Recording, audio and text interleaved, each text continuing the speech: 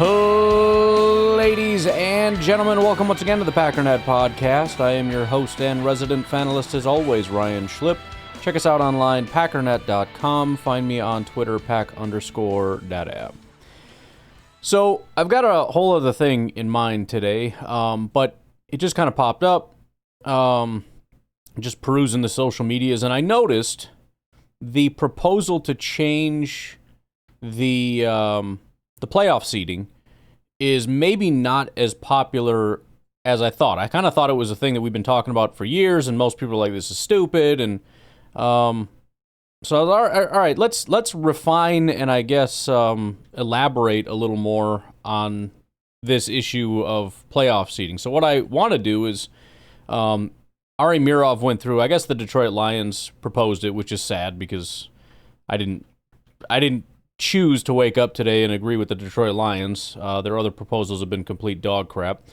But I think it was Ari Meirov posted the actual playoff seeding and what would it look like. It's pretty straightforward and whatever. But I wanted to just go through some of the comments in the comment section because that's where you can see some of the objections. Most of them, because it's social media, they don't provide any context or legitimate, it's just this is stupid or whatever. But there's a couple where it's like, all right, I see the argument you're trying to make, so let's address those maybe directly. So I want to start with that today, just because, again, I don't ever necessarily know where the audience I'm talking to is. Sometimes I assume that we more or less agree and just kind of go from there and move on, and then sometimes it's, well, maybe I'm on the outside and we should touch on this a little bit more here. And excuse me, it's Tom Pelissero. He says, the updated language on the Lions' proposal to seed teams for playoffs solely by regular season record. And it's a whole bunch of legalese nonsense talking, but they essentially changed the way it used to be, which is the person on top is the division champion with the best record. So that remains. There's really no reason to change that because it's still going to be the team with the best record, ultimately. Then the seeding used to be the division champion or wild card with the second best record. And then the division champion or wild card with the third best record, division champion with the fourth best. So that was the seeding all the way down to 7, which is just the wild card with the third best record. They changed it to, again, number 1 stays. Number 2 is the playoff participant with the second best record. Then the playoff participant with the third, and all the way down to 7th. So it's pretty straightforward stuff. There's a note that says tie games shall be included in the calculation as a half win and half loss. If 2 or more division champions finish with the best won lost tied percentage at the end of the regular season, ties will be broken pursuant to section 20.4. So, blah, blah, blah. Doesn't super matter. If there's a particular issue with something specifically in here, fine, but I think most of the rest stays the same. So again, a lot of the comments are things like, this is so terrible.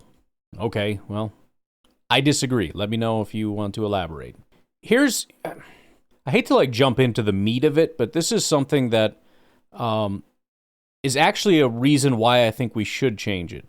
NBA Slime, Terry Franconia says, need to redo the entire schedule to be a conference-based instead of division-based for this Lions proposal to be anything but crap.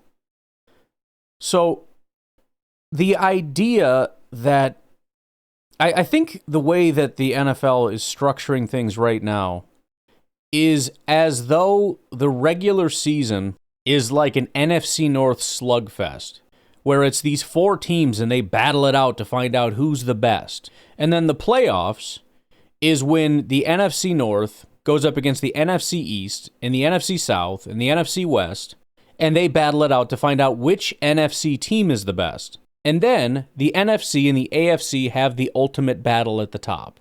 The problem is we don't think of football that way. None of us do. We have sort of, I don't want to say minor, but we have rivalries within the NFC North, which is why I don't want to redo the schedule. I'm fine having an extra game against each of our rival opponents. I think it matters to all of us who wins the NFC North. Everybody wants to win the division, but it's not so serious as to believe that that's like the entire point of the regular season. Furthermore, there is no like NFC North pride, so that when we go to the playoffs, we're actually rooting for the Lions, Bears, Vikings to win to prove the NFC North supremacy. Have you ever heard anybody? Have you ever argued with a Dallas Cowboys fan that was like, "Oh yeah, well, who went to the Super Bowl? NFC East pride, bro." That's never been a thing in the history of the world. It used to be a thing back in the day when you had the two different, like, NFLs. That's what the Super Bowl used to be. The two different, it was the ultimate battle between the NFL and the AFL. They were two completely different sports leagues. They didn't play each other. It was, you had the NFL, and they battled each other to find out who was the best, and you had the AFL that battled each other to find out who was best, and then there was the battle between the two leagues. That's not the way things work anymore. There is no divisional pride. I mean, very minor divisional pride, but it's not that serious. I see no reason, and he says we need to restructure it to be conference-based. What are you talking about? I mean, let me ask you a question. Should we face AFC teams at all? Why do we face AFC teams? If this is the way we're thinking about football, why do we face AFC teams? Shouldn't based on this playoff structure, which actually, I mean, again, if we keep it the way it is, we should be probably adding another game. We should play the Bears, Vikings, and Lions at least 3 times, and we should never face an AFC opponent. That makes no sense. So at least 9 of our games, half the season, should be NFC North, if not more. Maybe make it 12. We play each other 4 different times, and then you got some other scrums in there. I don't know, but if we redo the entire schedule to be conference-based, shouldn't we just get rid of AFC opponents and also just not play our own? No, look, we need to structure it based on the way that people view football today. I don't want to get rid of the extra Bears, Vikings, Lions game because it does matter, but it doesn't matter so much that one division doesn't get in and it's like, oh no, what about us? We are the division of, like, oh, the NFC or the AFC South. You can't just exclude us. Nobody would even make that argument because nobody cares about the division that much. It's not a thing. There is no AFC South pride. If the AFC South had teams and the best team had an 8-win record and they didn't get in, nobody'd be like, whoa, somebody from our division should get it. No, it would be, damn, we suck. That's it. We, as in us, as in I couldn't care less about everybody else sucking. We suck and we didn't get in because we suck. And everybody would recognize that. Who in the world is looking at an 8-win team going, hey, they should get in because that division should have representation? Nobody cares about the division. That's never been, I've never in my life heard that. And again, this has been one of the arguments that I've heard, this is a long time ago, in favor of changing the playoffs to the structure that the Lions are proposing because nobody cares. Because the idea that there is this heated rivalry within the NFC North and that the regular season is about proving that you are the best NFC North team, and then we're going to find out who the best... Guys, there's been so much interplay in the regular season, not only between AFC teams, but NFC teams, that we can very easily tell who the best teams are. It's not like, well, I know who the best team in the AFC North is, but I have no idea what's going to happen when that team meets the team from the NFC West.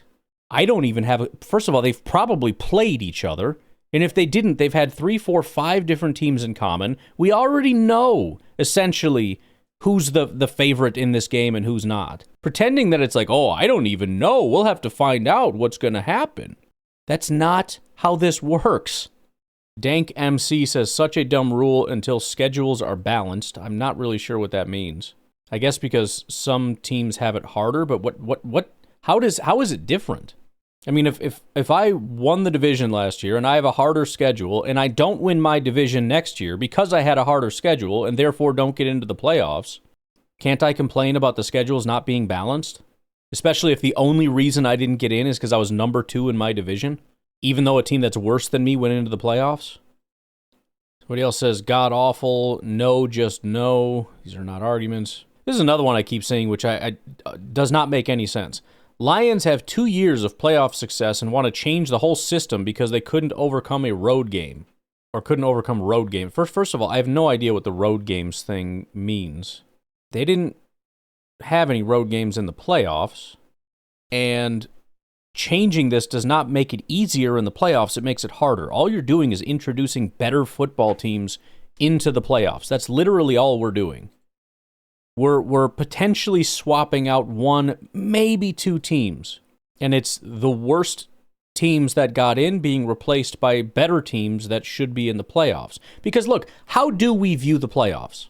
Do we think of it in terms of which teams within the or which divisions are the best, or do we think which of the best teams are the best? Right? The Super Bowl is the pursuit of finding out who the best team is. That's all it is. It's not about the best division or the best conference. We don't think in those terms. We're trying to determine the best team. And so the playoffs is when the regular season takes place, and you find out who is you do your best to prove that you're the best in the regular season, and then the best of the best go to the playoffs to prove who's the best of the best of the best. The Lions' proposal reflects what I just said. If that's not how you view the NFL, then explain to me how you view. Do you view it in terms of conference and division, or do you view it in terms of the best of the best, proving who's the best? Everybody views it in terms of the best of the best. This proposal is a reflection of how we view the NFL. The way we've been doing it is not a reflection of how we view the NFL. The way we're currently doing it reflects a vision of the NFL that does not exist. Lions have 2 good seasons in 25 years and want to change the entire playoff structure because Washington smoked them. It wouldn't change anything. They would still have to face teams like Washington. In fact, the number 1 seed faces the worst team, and so getting rid of this means they would actually have to face a playoff team if you're a top seed, as opposed to getting a easy opponent that, doesn't have that. I mean, not necessarily. It depends how it shakes out. If it's like last year, you had 2 of the wildcard teams ended up actually being good teams. But there is no scenario where, again, especially if you're kicking out the only non-playoff teams, where the Lions suddenly are like, haha, we only face bad teams now. There are no bad teams. That's the entire point of the proposal. It's to eliminate those instances where teams that don't belong in the playoffs are in the playoffs. Scott says, and when they win their division this year with an 8-9 record, they'll be complaining they didn't get to host a playoff game. Okay, well, that's a silly argument, but fine. And I will oppose them saying that because they're right this time and wrong next time. This is another one. Why do people want to bring bad aspects from the NBA over to the NFL? The NBA is struggling, blah, blah, blah. All right. The NBA is, again, apparently, I don't watch it, I don't know, but just from what I'm hearing, really not in good shape. It's doing poorly, it's poorly run, all that. Making a proposal that is a bad proposal and saying we should do it because the NBA does it is really dumb. It's a bad argument. It's also a bad argument to say that anything the NBA does we shouldn't be doing. The NBA has playoffs. Should we do away with the playoffs because the NBA has playoffs? They have divisions, right? Should we get rid of divisions, conferences, whatever, all that stuff? Should we get rid of it because the NBA has it? Should we get rid of a point system? We shouldn't strive to be like the NBA, but saying we shouldn't do something because the NBA does it is silly. If the proposal was we want to be like the NBA, that's a terrible proposal. But that's not what they're saying. The other difference is, when we talked before about the other proposal, nobody, as I said, nobody is saying that tanking is a problem. That tanking is a problem that needs to be fixed. Nobody. You're trying to fix a problem that doesn't exist. Every single year that I can remember, ever since Seattle got in that one year when Beast Mode went off in the playoffs, they got in with like an 8-win record or something crazy. Ever since that year, it's happened every single year. So this is something that NFL fans have been complaining. It's very similar to like the overtime rules where people are complaining about the fact that as soon as somebody scores, they win. The NFL changing that is changing something, and I know some people are fine with it, and I understand I'm not saying everybody, but that was an instance where NFL fans were very largely angry about something. This is the same thing. Every single year we look at an 8-win team getting into the playoffs and some other, 9, 10-win team not making it into the playoffs because of some stupid seeding rule, and we look at it and go, why are we doing this? Why would the 8-win team get... I mean, can you just answer that question? Why should an 8-win team get in ahead of a 10-win team just because of divisional pride or whatever? I mean, you make the argument. Why would that be okay?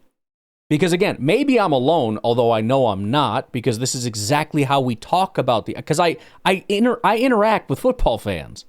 We all do. We're on social media. We have the call-in show. We do all this stuff. I know how you guys talk about football. I know how I talk about football. I know how I think about football. It's all about being the best of the best. We want to win a Super Bowl, which is when the best teams go on to prove that they're the best team. The NFL is mostly a mishmash of just teams. There's just 32 teams. We don't think about it in terms of, well, there's like 16 of us, but really 4. I really think about these 4. There's a larger 16, and then there's those guys over there. There's another 16 over there, but I don't really think about that. That's not how this works. There's 32 teams, and we can't play all 32, but we can play any of the 32. We don't see the Chargers on the schedule and go, what the heck is this? Why would we face the Chargers? They're an AFC team. Things, you know what I mean? Like that, our brains aren't wired that way. Again, if they do that, then get rid of divisions because it doesn't matter if you win it after that. Well, first of all, I don't want to. Why would you get? I mean, I would just ask this person directly. Let's say this passes. Do you want to get rid of the divisions? When you say you want to win the NFC North, is it only for playoff purposes? I honestly don't. Those, in my mind, those are two completely different things. I want to get into the playoffs, but that's about my regular season record. I want to beat the Lions because I freaking hate the Lions. I want to beat the Bears because I hate we lost to the Bears once, and I'm pissed. They had a worse record than us. I'm still pissed that we lost to the Bears that one time. I want to win the division because I want to win the division. That's it. Do you think if you change the structure of this that nobody would want to win the division anymore? I don't give a crap. Of course I want to win the division. So that's not true that you should get rid of the divisions. Why? Why do we have to get rid of the divisions? And by the way, why do we even have the AFC-NFC thing? Again, the Super Bowl initially was 2 different leagues that didn't play each other coming together. Why do we play AFC teams? If we're going to mix them, why don't we just get rid of them? Why do we separate them for the play? Like, the whole thing is just kind of weird. It's like we're taking something that has, like, the spirit of a thing. And I understand, like, there's a potential of, then why don't we just have a big playoff where we don't separate the... And here's the thing. I know as soon as I say I would potentially propose or support that, some people will be like, okay, that's too far, so I don't want to push into that. But let's just say we're potentially getting down a slippery slope, and I don't know that I would oppose it. I wouldn't necessarily today push for that. But I think in spirit, I do view the NFL as 32 teams. And sometimes you have an AFC or NFC that is just a powerhouse and the other isn't. And you've got, for example, teams over there that are going to get knocked out immediately because they're going up against better competition, and teams over here that are going to coast to the Super Bowl because, like, let's just pretend the NFC is just terrible. And so you've got 4 AFC teams that are better than the top NFC team. And so then we look at it and say, okay, the Super Bowl happened. The team that won the Super Bowl, the AFC team, the Chiefs, that's the best team. And then this team over here, the freaking, let's say the Eagles, I know that's not what happened, but let's just pretend, that's the second best team. That is not the second best team. The Ravens were a better team. The, freaking Bengals or whatever. I'm making this up, but you get what I'm saying. I wouldn't necessarily oppose what the NFL is, which is 32 teams trying to decide who are the best of the best among the 32. But I don't want to get rid of divisions. There is a rivalry within the division. I don't want to get rid of the rivalry. I like the rivalry. I like hating them. I like that they hate us. And I want to win it. But I have never been motivated to win the division. Well, I shouldn't say never. I mean, by the end of the year, that obviously comes into the back of your mind, but it's just unneeded stress. We're not going to get a wild card spot, so the only way we get into the playoffs is if we win the division. So we have to win this game to win the division so that we can get in. But believe me, I want to win the division no matter what. Even if we had a guaranteed spot, I would want to win the division. Lions and Packers are in. It's just a question of who's the winner and who's the wild card. That all matters, but it also matters that I just want to win the division. And again, I just want the NFL to reflect the way we view the NFL, and I think that it's silly to pretend that we have such divisional pride as though if we weren't in the playoffs, I'd be rooting for the Bears to win in the playoffs to prove the NFC North supremacy. Get out of my frickin' face with that garbage. Like, I'm just going to root for the Eagles blindly. I did, but, whatever. If the Bears go to the Super Bowl, I'm going to root for them to prove the NFC's supremacy over the AFC. That is absolutely not a thing. Zachary says, the only way this works is an 18-game schedule, no divisions, 15 conference games, and 3 non-conference that rotate. Everyone plays everyone in their conference every year. Why? Here's some shocking news for you. If we just keep everything the exact same, we can actually do this. What do you mean the only way this works? It literally works right now today. We don't need to make any of the changes that you said for this to work. The only difference is that bad team doesn't get in and the team with the better record does get in, which is what everybody complains about every year, like me, and for good reason. That team isn't better than this team. Yeah, but that division doesn't have representation. I don't care. That division sucked, and it shouldn't have representation. And again, I've never heard anyone make that argument, so why are we pretending suddenly it's a thing? And I don't know why we have to pretend like that's the way we viewed it, and now that you're going to mess this all up, that, I guess we got to get rid of divisions now because it doesn't matter. No, you still need to win the division for the same reason. You win the division. That's why, if you look at this, they didn't have to change the first rule, which is the division champion with the best record. Why didn't they have to change that? Because if you are the division champion, you have the best record. If you don't win your division, you're probably not going to the playoffs. And if you are your division champion and have the best record among the division champions, you're still the best one in there. So yeah, you still want to win your division. That's still a thing. Somebody says loser franchise. Well, I can get behind that, but not a great argument. Such an L, division games are going to be nearly useless. No, they're not. Why is he... Listen, every game matters, and it always has. I mean, just apply what these people are saying. Are you telling me that when you play the Chicago Bears, if they make this change, let's just say you're listening and you agree with this person's sentiment. The change has been implemented. Boom. It's in now. Week 1, we play the Lions. Are you saying this game doesn't matter anymore? Is that what you're saying? Because if you agree with this person, that's what you're saying. What did he say? Division games are going to be nearly useless. It's the NFL. It's the only league where there's no such thing as a useless game. Every game matters, and it always has. It's another reason why this whole thing is silly. Every game matters in the NFL. And it's especially not useless because it's the Lions. And we don't like the Lions because they're rivals. But I have never viewed the Bears, the Vikings, and the Lions only rivals because they're an obstacle to me getting to the playoffs. That's never how I viewed this. You win games and take care of your own business, you go to the playoffs. This sport just turns into the NBA. Again, I'm not in favor of trying to be the NBA for the sake of being the NBA. I am in favor of seeing very obvious problems and trying to fix them.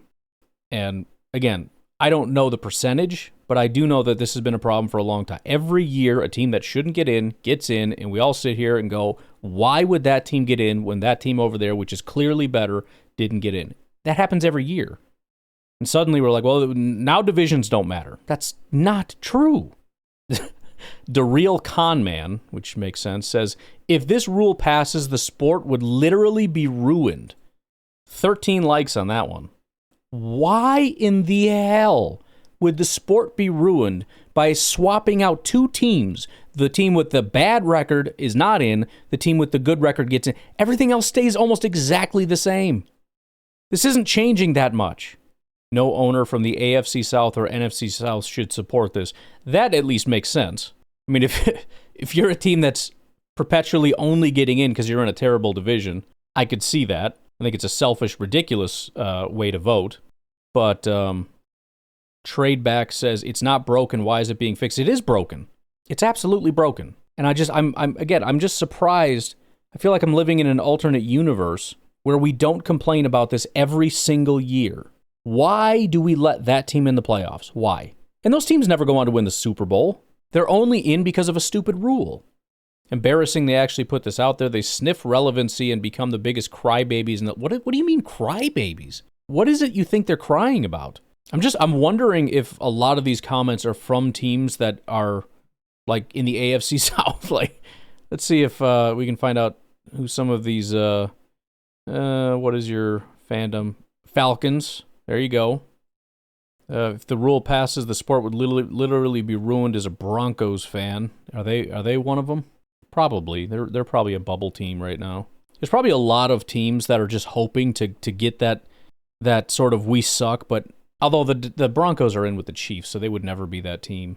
So they're hopeless no matter what. JK says, ask this because the Commanders eliminated them. This proposal is stupid. I wonder if people don't understand what the proposal is, because that has no relevance to this situation. The Commanders would not have been out of the playoffs. You do get that, right? I don't know. I've been going for 25 minutes, so I'll leave it at that. But yeah, I guess I was just surprised. I felt like most of us were on the same page as far as, like, it's stupid that these bad teams get in, but apparently a lot of people are very upset about the division. Why do we even have divisions? Says, nopes, thank you.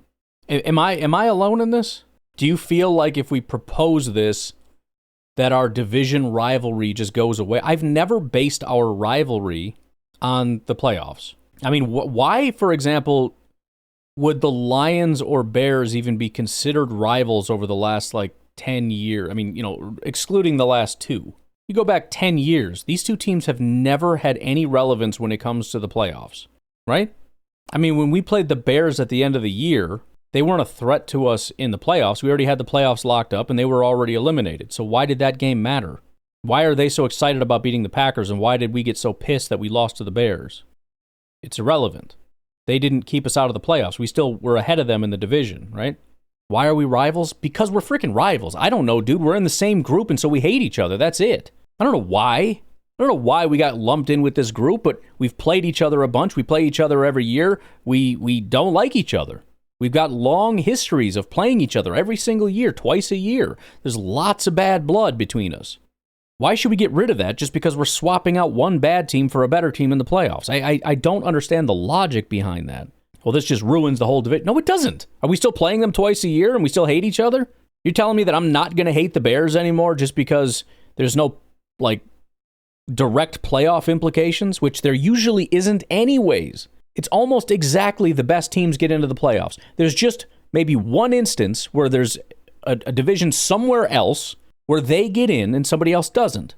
I don't know. I don't understand. Again, 608-501-0718. Call in. Let me know if you oppose it and why. But I don't understand it, and I am very surprised. I mean, maybe just it's mostly people that are upset that comment. I don't really know, but I just don't. I surprised. I just thought we were all mostly on the same page, I guess. All right, let's take a break, and we'll be right back. One of these days, I'm going to make a decision here. There have been times, and I haven't had this in a long time, I will go on certain rants, and I try to, okay, let's just very casually, carefully talk about this, and then I just go off, because I'm very ranty, as you know, and I just get carried away, and I go back and delete it. Sometimes I've gone back and deleted 2, 3, 4 times. One of these days, I'm just going to, crop that out and save it and put it in the Patreon, because I know people are going to want to listen to it. But I don't know. I try to keep things a certain kind of way, not step on too many toes. I'm trying to address this without getting too far afield here. There's a flare-up going on right now between Ryan Clark and RG3. And it's about the WNBA, but they're NFL players, and they both are NFL commentators. And so I want to briefly touch on it. And I'm going to try to do this as briefly as I can. I just deleted 25 minutes of content. Look, there is all kinds of bias. And I have been kind of tiptoeing on this. There have been a lot of instances, I'm sure, that you have either been upset with me for not noticing it, or probably knew that I did notice it and just wasn't talking about it. But, for example, I've talked about how you'll have quarterbacks who have quarterback bias. It's not that they're not brilliant people that know more about quarterbacking than I'll ever forget in my life. And they break down film and they do all this stuff, but they're very player friendly. A lot of them will talk about, this player's great, and then they're not going to be very good. Or, they talk about, the quarterback actually Like, it's not his fault. And actually, that was a good play. And, well, that player wasn't open. One of the most ridiculous things I've ever heard in my life. Talking about Rodgers when somebody was wide open. And it was, oh, technically he's not open because that's safety. No, shut up, stupid. They will try to do that. They're biased to some degree. And so you take everything with kind of a grain of salt. And there's a lot of different kinds of bias. There is racial bias also. And this is one of those, like, not so secret secrets, right? And of course it can go in all directions. You know, I mean, maybe there are Asians out there that if there ever was an Asian football player, I don't know the last time that's happened. There's probably one out there somewhere that they would just support him because he's Asian. I don't know. Polynesians maybe are all about like the Polynesian. I don't know. Doesn't matter.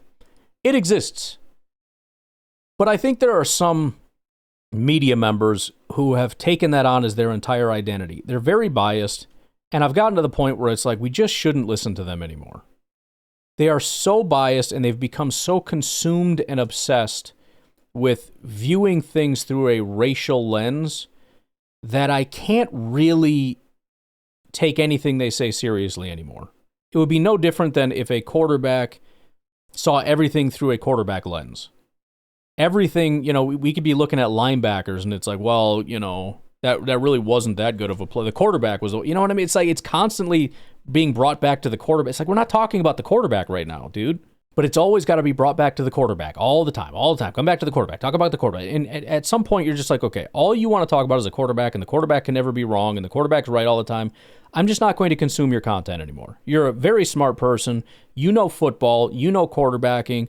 I'm sure I could pick your brain on quarterback stuff, and you would be great. But in terms of just overall content, I just can't consume your content anymore. And Ryan Clark has become one. There's several. I think they're all mostly Ryan Clark's colleagues, where this is all they want to talk about, and even when they're not directly talking about it, they're indirectly talking about it in a way where it's very obvious that this is what the problem that they have is. And I think Ryan Clark is kind of the face of that thing. Ryan Clark and a lot of his ESPN colleagues. And bottom line is, I don't think I'm going to really consume any more of his content or anybody else's that kind of participates in this kind of stuff, because again, it pollutes their thinking. If you allow any bias to just overwhelm, in other words, it has to go through your bias filter first, you're almost always just going to get everything wrong, or at least twisted in a way where you look at it and go, I don't know why you would look at it in that way.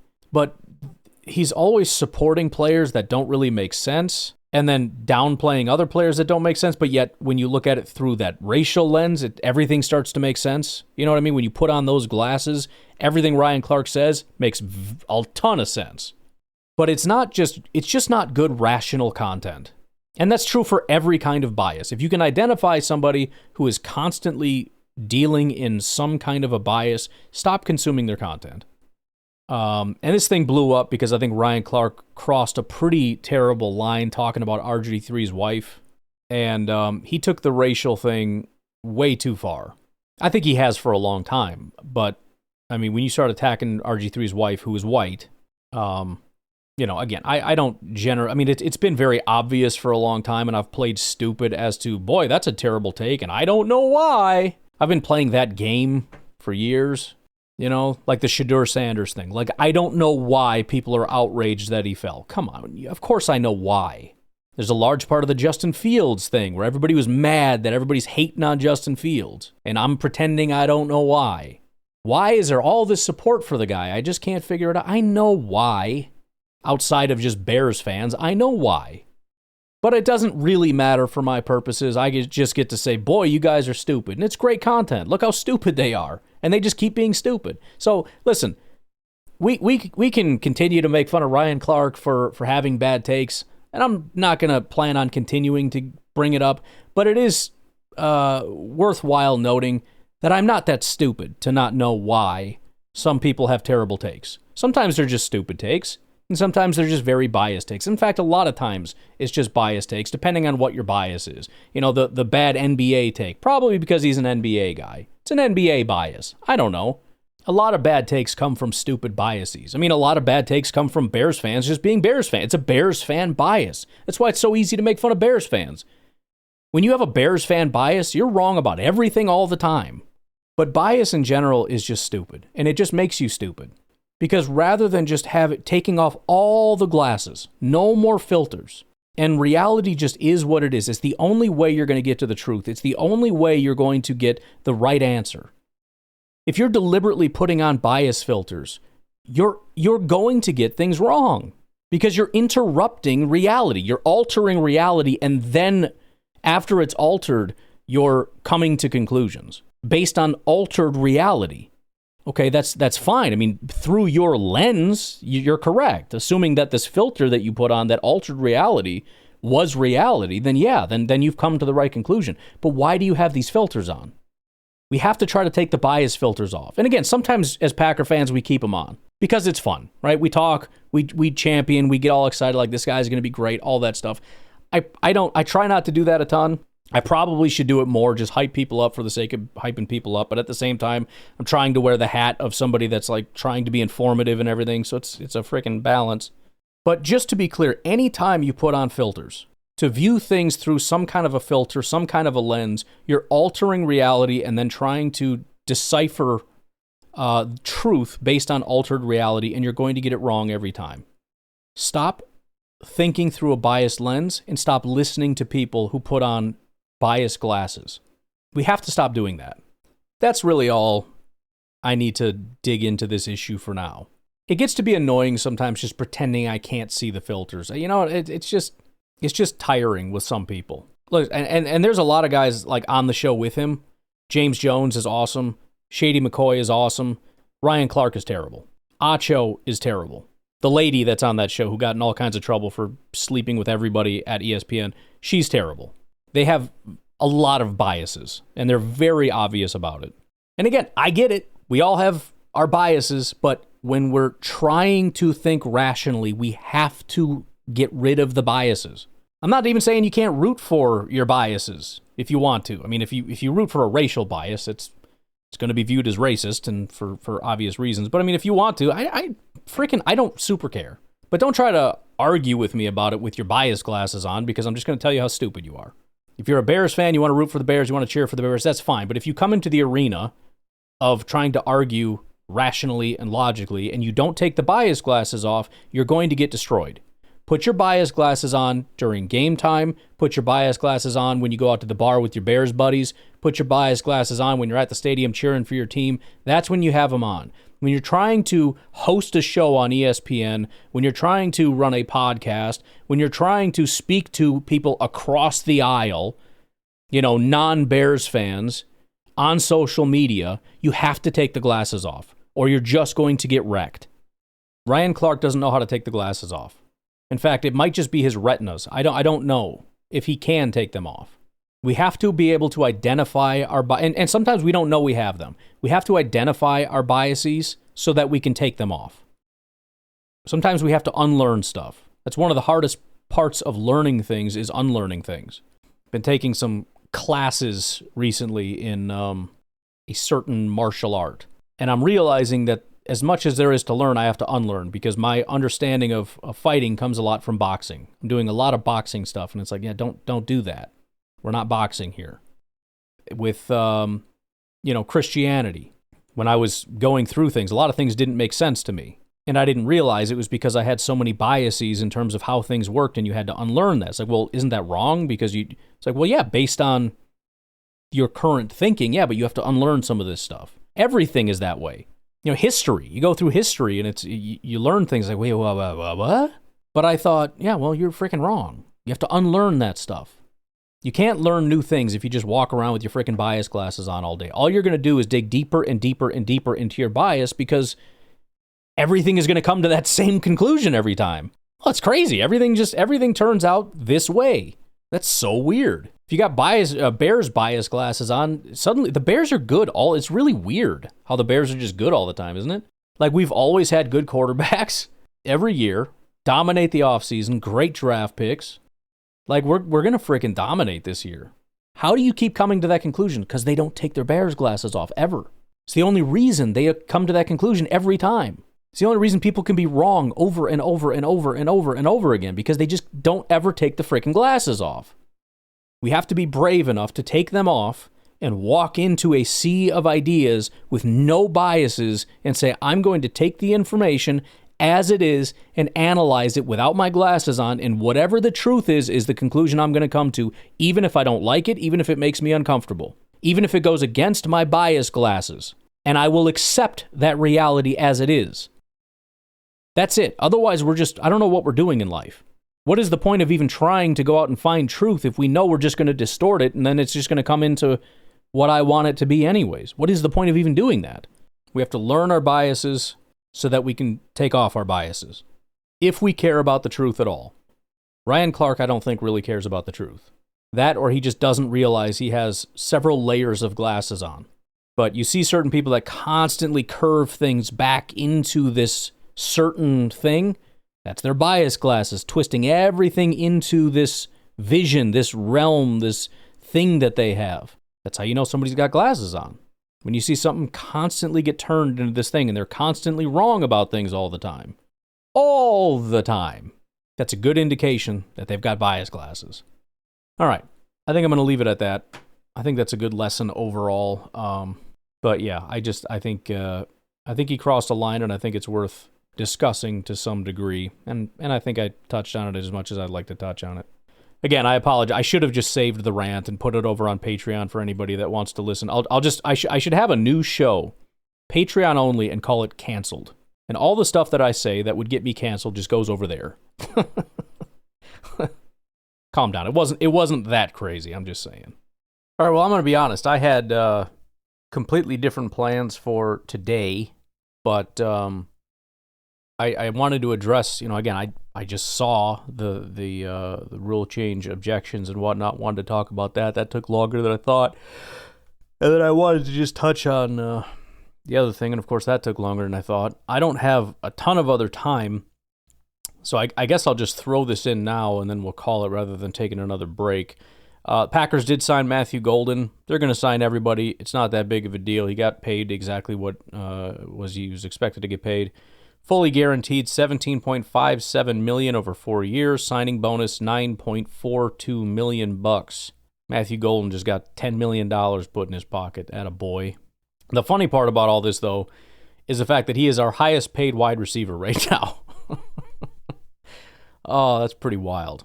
Probably won't last for very long. By next year, I would expect somebody gets a contract.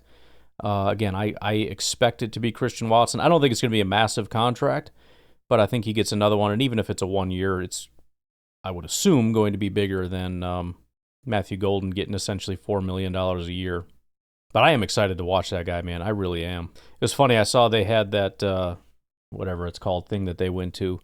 And they have that. I've seen it pop up over the last year or two. But this thing where these little cylindrical things fall and you got to grab them. It's a reaction test. And Matthew Golden dominated that, except he didn't realize there was one left, which I feel like you should probably get dinged pretty hard for that, your awareness. But the reaction times were fantastic. The real funny part, though, is they had Travis Hunter is just getting dragged right now. He did that thing, was terrible. He actually looked like he was really mad when it was done. Like, it wasn't like some goofy, like, darn it. He walked away like he was actually, like, pissed. And then there's a bunch of videos of him running routes, and it's just like he's falling all over the place. He's kind of tripping and falling, and he looks fast and smooth, but yeah, it's not clean at all. So there's a bunch of people freaking out right now, like, why does this guy suck? I thought everyone said he was good. So I find that funny. I'm sick that way. But Matthew Golden's looking good, man. He's looking smooth. The coaches sound extremely excited about him, which gets me excited about him. A lot of times we'll draft people and there's a whole demeanor of like, well, let's just pump the brakes. We'll see how it goes. And sometimes they can't really hold back their excitement. They're like, yeah, dude, he's looking okay. He's going to be fine. He's going to be just fine. So I'm pumped, man. I'm ready. Oh, one last thing. So we got 1 week until OTAs. I believe May 27th is the beginning. Week 1, May 27, 28, and then the 30th. Week 2, June 2nd, 3rd, and then the 5th. It's still not the mandatory portion, so there's no real expectation. I mean, obviously they want Elgton Jenkins and Jair, assuming they want, this to be worked out or whatever. They would love for them to be there, but there's no oh crap, this is getting serious quite yet at this point. So that I believe the last one is June 5th, and then starting June 10th, I believe again, this is mandatory minicamp. So that's when it gets a little bit more intensive, I guess, especially with Elgton. Jair, I don't know. I mean, the whole thing was, for a long time, he wasn't even expected to be here. Now we're kind of expecting it, so whatever. I don't freaking know. But comes at you fast, so we got another week to fill, and then we got some serious stuff going on. But I'm going to leave you guys with that for today, and I will talk to you tonight, tomorrow, whatever. Have a good one. Bye-bye.